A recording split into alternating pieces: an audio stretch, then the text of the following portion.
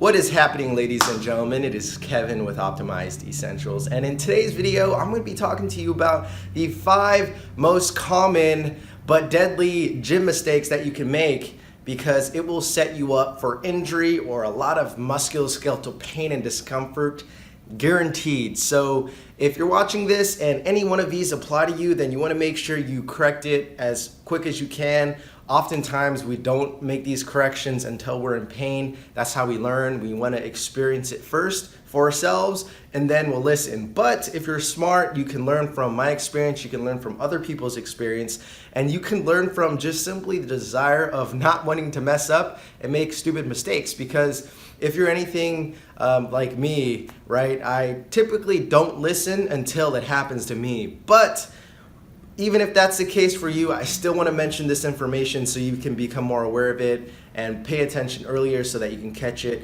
as soon as you can, so you don't experience a lot of unnecessary pain and discomfort. All right, so number 1, the first mistake that people make is not warming up. Now, a lot of people either take pride in not warming up, or they don't warm up because they either don't have enough time or they just don't know what to do during their warm-ups. And that's all valid, I understand, guys. But as you get more serious into your career, or not career, but into your passion of working out, because if it's not a passion, you're probably not going to sustain it and you're not going to get good results.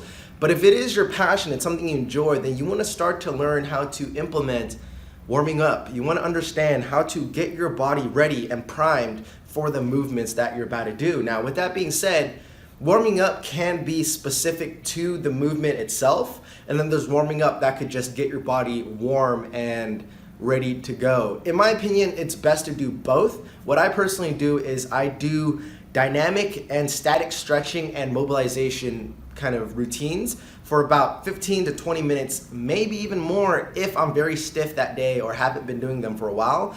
But typically what I do is I like to do that 15 minutes at least in the moment, or in the morning, as soon as I get to the gym and do my thing, so that my body is loosened up from any type of activity that I've done that caused me to be stuck in a certain position. So I loosen my body up, my body is warm, all the blood is going to my veins, my body feels like it's ready.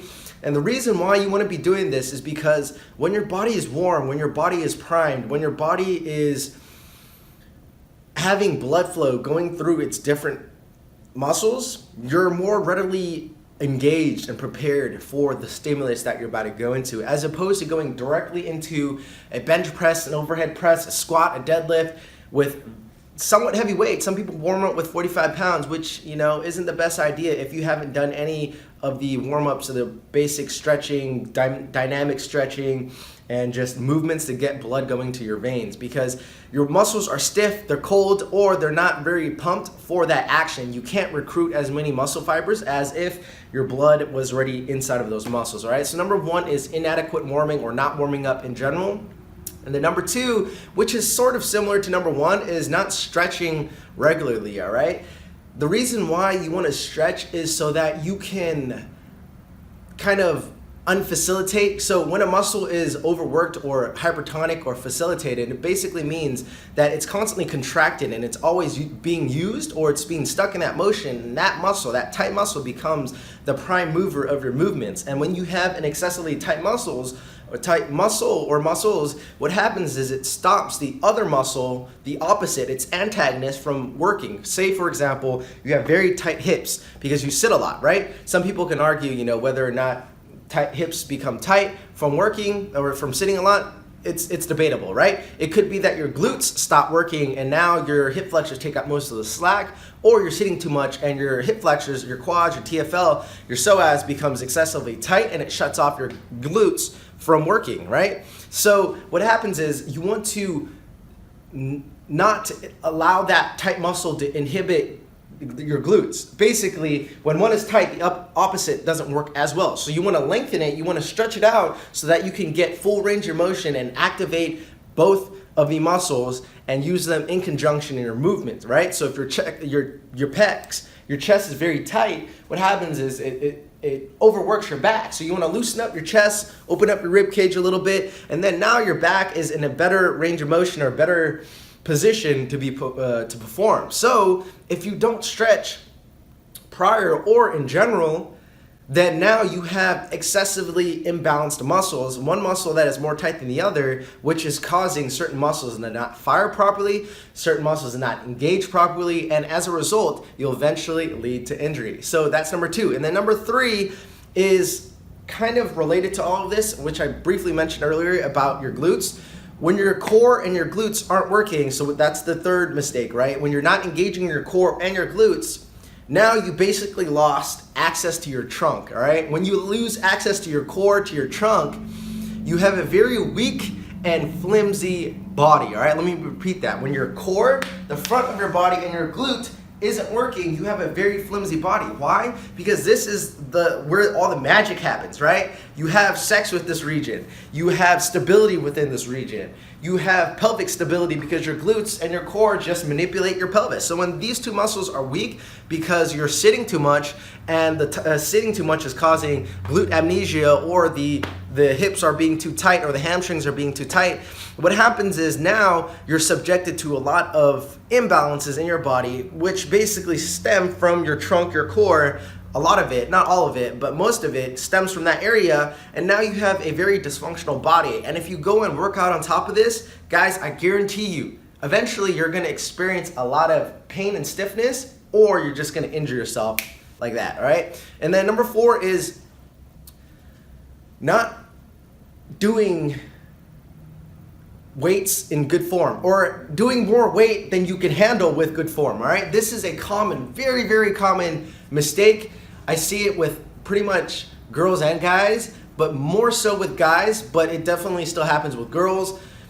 Look, if your form is bad and you don't know it, then I guess ignorance is bliss, you don't know it, but use a mirror, guys. If your form is sloppy, if you don't feel like you have good motor control, good coordination, good kind of sensory input within your body, don't use that much weight, all right? You can get a really good workout with very light weights. In fact, you might even get a better workout and get even better results if you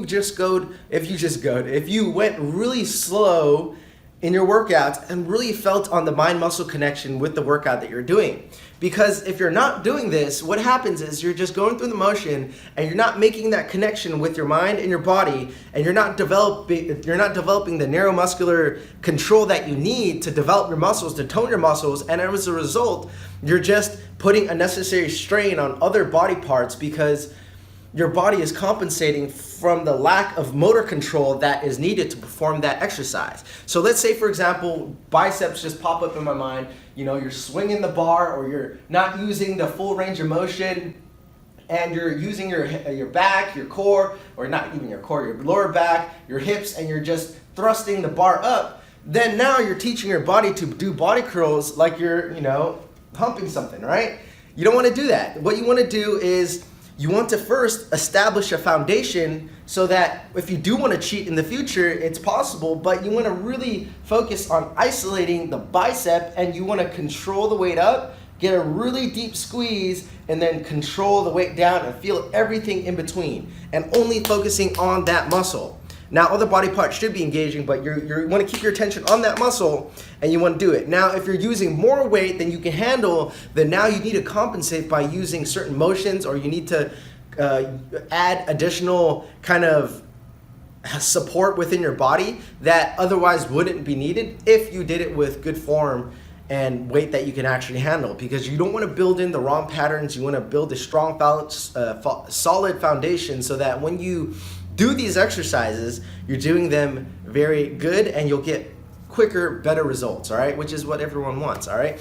And the last thing when it comes down to common mistakes that I want to go over is doing high impact activities. Now, I'm probably biased because I have a bodybuilding background, or that's what kind of got me in the industry, but as I progressed and I got into stretching, mobilization, myofascial release, corrective exercise, I still hold true to the principles of lifting with good form and doing activities that aren't necessarily low impact, but are at the level of impact intensity that your body can handle. A lot of people who are overweight or inexperienced are doing exercises like CrossFit, are doing high impact, high intensity interval training, jump squats, jumping jacks, a bunch of things that their body can't handle because they're weak, they're fat, they're imbalanced, and they have poor training experience. When you're uncoordinated in your body, you should not be doing high-level activities.